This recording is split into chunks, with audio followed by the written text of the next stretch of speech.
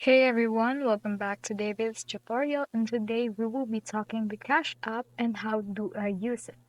So here is the store of the Levi's, but this work and applicable to every store that you want.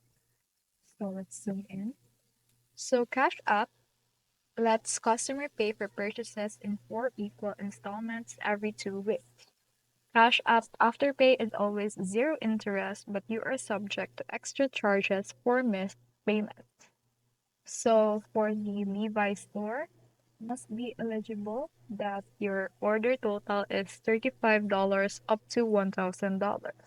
So to use the Afterpay, during checkout at any store, even with the Levi, select Afterpay as your payment method.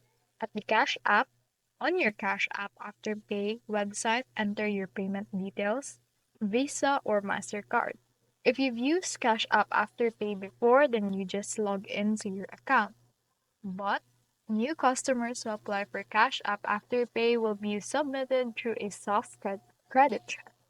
Existing Cash App Afterpay customers who place a new order after this date will not be submitted through a soft credit check.